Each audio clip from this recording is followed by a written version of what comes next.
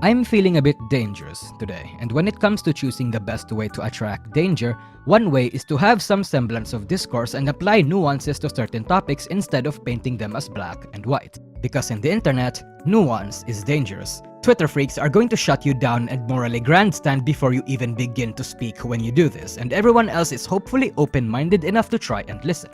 You choose which one you are in this video, because the VTuber trope I'd like to take a shot at talking about next is quite sensitive to the internet. That trope is the Loli. Now, contrary to what many people are going to think, this video isn't going to contain anything related to the debate of whether Loli or Shota lovers are considered pedophiles or not. This is more of a breakdown on the Loli trope in VTubing, what it is, why it's so controversial, but at the same time, why it's so successful and how you can make it successful. Hell, the biggest VTuber in the world is a Loli. The biggest VTuber in Indonesia is a Loli, and a shit ton of influential VTubers openly express their appreciations for Lolis as well. And that alone just speaks volumes to how popular this trope actually is despite the controversy around it. So before we talk about the Loli, I think it's imperative to understand what defines an actual Loli. A Loli is often defined differently depending on who you ask. Some people think the Loli is based on body type and not age, but most would actually specify that they're actual children. Both of these, while not necessarily correct all the time, also isn't necessarily wrong either. Let's have a brief history lesson to give you a better context. Back in 1955, there was a Russian novel called Lolita about a man who has sexual relationships with someone significantly younger than him.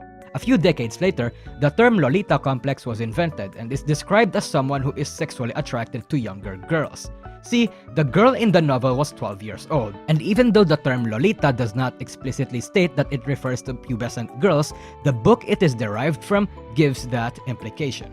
But because of Japanese media loosely tossing the word loli in a lot of its characters and tropes, and even referring to characters with a petite body type as a loli, despite them not being underage, the definition became blurred, especially because stuff like 1,000-year-old vampires and big-boobed loli goddesses exist. Now, like I said, both of these definitions are not correct all the time, but don't have to be wrong either. For example, if age is the more important factor, then Yuko Littner from Gurren Lagann and Violet from Violet Evergarden, both 14-year-old girls, would be considered a loli. But you'd be hard-pressed to find anyone that would agree with that. Hell, most anime girls are like 15 to 16-year-olds, so in Western definition, everyone else should be a loli when we base it solely on this. And conversely, if body type is the more important factor of the definition, then Taiga from Toradora would be considered a loli too. And while there's a lot of people that would say she is, there's an equal amount of people that would argue she isn't, including me. Hell, if this is the case, fucking Pippa Pipkin would have to be a loli. In any case, nobody can just agree on what constitutes as an actual loli. People will defend lolis and think they're just short women, even though sometimes that's not the case. And other people will fight against lolis and just call them children, even though that's not the case sometimes too. And I think that's the reason why the political debate surrounding the topic struggles to find a middle ground. Me personally, I think a loli is decided on 3 factors: behavior, body type and design, and age. With the first being the most important factor, the second being secondary, and the third, not really. These are the factors I consider whenever I try to categorize a character as a loli. But ultimately, the context of the media also matters in judging what is considered a loli or not. So external factors always has to be considered. Obviously, I can't just list out every loli that I know in anime and judge whether they are or they aren't. This is a VTuber video after all. The rules are a bit different. Most, if not all loli VTubers are adult women that are actually petite and short IRL. And somehow they still get harassed even though they're just staying true to their physique. The rules are different because for one, if they aren't actually that young, they have to emulate childlike and immature behaviors in order to sell the kayfabe. Hell, some have loli avatars but aren't necessarily childlike at all too. In any case, if you've been in the internet long enough, this emoji is usually associated with them. And the reason why that is that the loli invokes a certain kind of emotion in people. This emotion is called cute aggression, a massive urge to just do things to something so unbearably cute, normally an animal or a younger person, without intending to cause them any harm. More often than not, people like the loli trope without having any sort of sexual attraction or it being their sexual preference. It can happen, which I'll talk about later, but the primary reason for people being drawn to lolis is mostly because of the cuteness factor. And while cute aggression isn't exclusive to the loli because it can also apply to any VTuber that just has this overwhelming aura of smug and nuisance like Sakamata Chloe, it's mostly associated with loli VTubers due to their nature of being childlike. But you see, Loli VTubers don't actually have to act like a child. They just have to have immature traits that's commonly found in children. And it's the execution of these traits that decide whether or not a VTuber will be considered a Loli. The most common attributes are high-pitched voices, irresponsibility, and most importantly, being petite and naive. The petiteness is important for obvious reasons, but let's talk about the naivety part because this is relatively more complex. Naivety isn't exclusive to the young, nor are Lolis the only VTuber trope that can use it. For example, the Say-So has naivety as an important trait as well. Naivety is just more commonly found in young people, and the reason why people are so drawn to it is because it's disarming and cute. There's a certain kind of appeal to an innocent, ignorant person, and it incites an instinctual must-protect feeling that ultimately leads to the cute aggression. This youthful trait is often associated with happiness and everything right with the world. Ignorance is bliss after all. People get cynical the more they learn about the harsh realities of life, so seeing an ignorant, innocent ball of sunshine just makes you want them to stay that way. While the trait itself is naivety, the effect it produces is called moe, and again, this is the main selling point for Loli VTubers. Gura exemplifies this trope more than anyone, not just because she's the biggest VTuber in the world, but because she's a fucking dumbass. If you have heard of her stories, you probably know that Gura is often mistaken as a child by other people according to her, is small enough to be considered a Loli not just in character but also in real life, but also has the attributes that give her childlike qualities which can invoke this massive surge of cute aggression. Her character has all the childlike traits that makes the Loli trope work. She has a rather high voice and speaks like an absolute zoomer, she gets into a lot of situations that only a child would get into, is quite emotional and open to a lot of things, and most importantly, she's pretty fucking dumb at certain fields. She makes very simple spelling mistakes, is absolute garbage at math, often relies on other, more responsible members in myth or adults to make decisions for her, is easily dumbfounded, and is quite meek. All of these are attributes commonly found in a child. In fact, being a dumbass is a key part of Gura's character appeal as a VTuber. She wears that trait on her sleeve and is proud of it. Now, it doesn't matter if all of these are an act, because regardless if she's actually this naive or not, Gura sells the illusion really well and has communicated to her fans not just in words, but also in action and past stories that she's actually this naive. Gura just talking in a goo-goo gaga manner wouldn't be able to sell the illusion of the Loli enough, because whatever act she set up since her debut has to be put on consistently throughout her entire streaming career to actually sell that trope. And the reason why she's the best example of this aspect in the Loli trope isn't just because she's the biggest and most successful VTuber, but because she has done exactly that. She has sold the illusion really well. Gura has convinced her entire fan base that she's an actual dumbass Loli that must be protected in real life. Hell, people think Gura is so defenseless and immature that they literally threw shit at Kali for inviting her to a party and leaving her to her own devices. The first few stories and acts she put up on debut were half convincing, and most people thought that it was just an act for funny haha moments. But her being this consistently naive throughout the years has literally had people wondering if she's actually as dumb as she shows she is. And that is the perfect execution of the naivety appeal. It doesn't matter if the Loli is actually dumb or not, what matters is that the audience thinks they're dumb and loves them for it. Which in retrospect sounds a bit weird because someone's idiocy being consumed as entertainment and even encouraged because it's cute and funny sounds very degrading and dystopian. Oh well, whatever. Anyway, naivety and moe isn't just the sole appeal of the Loli. See, young people are full of themselves, even when they're absolute idiots, and for Loli VTubers, emulating this can be very fun and effective in entertaining your viewers. If naive innocence is the way to enhance the cute part in cute aggression, cheeky brattiness is the way to enhance the aggression part. When people are full of themselves, they become annoying.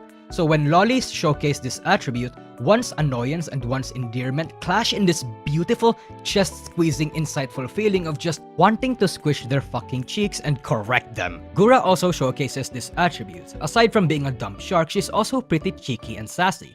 While she sucks in some fields, she is actually really good in others. See, Gura is dumb, but she's not stupid. You don't become the #1 VTuber in the world just by pure coincidence. She's a great gamer than one might think, knows which buttons to press with her chat, has a sharp tongue, and 100% understands the internet more than a lot of people. She knows how to piss people off well, and chooses scenarios where she can end up as the butt of the joke. Like Pecora, Gura charges into random situations and speaks her mind before thinking. and she does so with the utmost confidence a lot of the time, so when it backfires, whether genuine or by design, people get aggressive and proceed to tease the absolute hell out of her. However, unlike Pecora, Gura is a loli and has all the charms associated with it, so the way people laugh at Pecora for being dumb is different than the way people laugh at Gura when she's being dumb. Now, there's different ways of being cheeky. Aside from having great banter with your chat, you can also incorporate cheeky sassiness into your kayfabe or character itself rather than your personality. See, some people just don't know how to be sassy and smug. They're too soft that way, and it's just not in their personality. So if you transplant that energy into your kayfabe instead, you do well as a loli and will actually help you in the long run. One of the most effective ways to transplant this into your kayfabe is being a chunee. Chunees incite a lot of emotions. For one, it incites a part of that ignorant innocence appeal because when you're young and a chunee, you shamelessly show off your imagination and let your creativity run wild. It may be cringe and you may be judged, but deep down, there's some degree of appreciation and awe people can give you for being that shameless. You don't care about people's opinions because you're dumb and ignorant. You don't care about conforming to society or embarrassing yourself because you're just having fun and you're happy. And while you may not know much, you know that what matters in life is having fun and being happy. A stark contrast to everyone else in the world that is riddled with worldly problems and adult responsibilities. Meanwhile, you are just doing your own thing. A free spirit basking in unbound joy. People will see this behavior and wish for you to keep being that way. Fans will recognize that old spark they used to have in you and will want it to keep burning. An ultimately fruitless attempt to bring back even a semblance of the youthful happiness they used to have. Their happiness is your responsibility now. A symbol of the joy they should and could have had as a child if they just decided to embrace the cringe. If they just decided to be themselves. Or, you know, people just like them and go, However, we're not even done yet because all this time we were ignoring the elephant in the room. See, everything I've talked about so far is the appeal of the loli VTuber without its sexual aspect. Because like I said, most people actually like lolis without any sort of sexual attraction. Again, moe is the main selling point of the loli for most people, unlike the mommy or the kumerbaiter who has sexual appeal as part of theirs. The term "don't lewd the loli" exists for this reason. People wish to preserve the youthful ignorance and moe that's inherent in the loli, but unfortunately, some people like it spicy. Some people like seeing this youthful ignorance solely for the reason that it feels good when they see it crumble. Some people like breaking taboos, and as such, people find pleasure in defiling the innocence of the loli, and most often than not, it's the sexual kind of pleasure. Or, you know, some men just like their women petite. Who am I to judge? I'm personally of the medium is premium opinion. But I'm not going to go over the sexualization of the loli in the general sense because I'd really just like to talk about VTubers.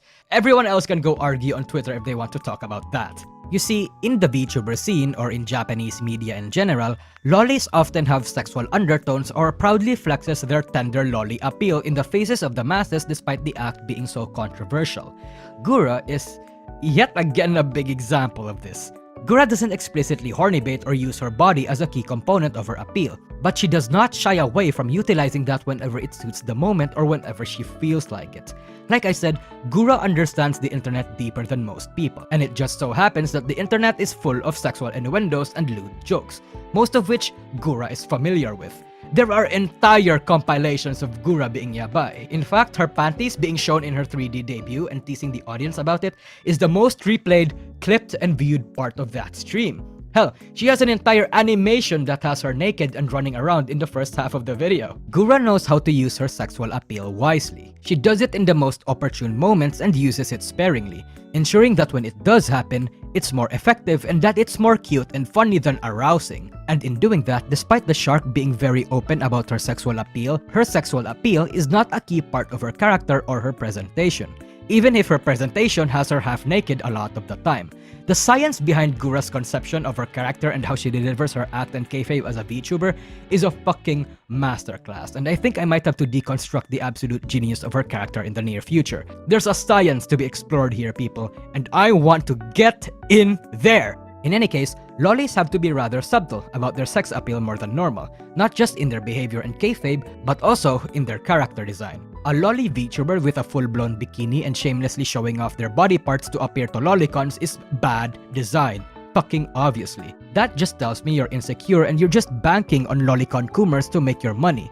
That tells me that you have a personality as flat as your chest. But a loli VTuber with an option to show their shoulders, pits, or tease their thighs instead of having it full hog is a good way to show the audience that you're not afraid to use your sex appeal, but that you're not intending for that to be your main selling point. It's just something to spice things up. As a design standpoint, Gura pretty much aces it again. This is Gura's main outfit. This is her second outfit. This is her third outfit. The first one is standard, the second one is cute, but the third is regal but also evocative in a certain sense. Yet none of them are inherently sexy. From a design standpoint, Gura has a pretty good justification for showing off her skin. Gura can use her sex appeal and justify being naked and lewd because in her lore, she's an Atlantean princess that's trying to fit in with the surface world. She washed up on some random beach one day in her attempt to explore the land, and she has no concept of nudity being inappropriate. This allows her to have outfits, portrayals, and designs that show more of her skin, but also allows her to act pretty fucking stupid when it comes to lewd stuff. That's her excuse, and it's a pretty damn good one. You can have all sorts of reasons to be lewd as a loli. It could be for lore reasons or kayfabe or because you just want your character to be a pervert. But the one reason you must not be lewd for is that you wanted people to come on you during stream. You have to justify being lewd. This doesn't just apply to lolis, it applies to VTubing in general. But the reason why this must be understood for loli VTubers more so than anyone is because Twitter is going to be up on your ass about it. That's if you care for Twitter's opinions, of course. But again, if you cannot justify your lewdness and just go full hog, you won't be appealing to anyone aside from lolicon coomers, and trust me, that's a kind of niche that a lot of VTubers need to be wary about. I mean, it's profitable, don't get me wrong, but it's not worth it, dude. That being said, the loli trope is popular and valid. Lots of VTubers want to take on a loli form as their internet persona, and no one has any right to reject those people. It could be that they are petite short women IRL. It could be that they just want to roleplay. The numbers don't lie, and the numbers state that lolis are profitable and that they're effective as a trope. Lolis were always here and will never go away. In fact, there will be more, and no amount of harassment is going to stop that. Anyway, yeah, that's about it. See ya.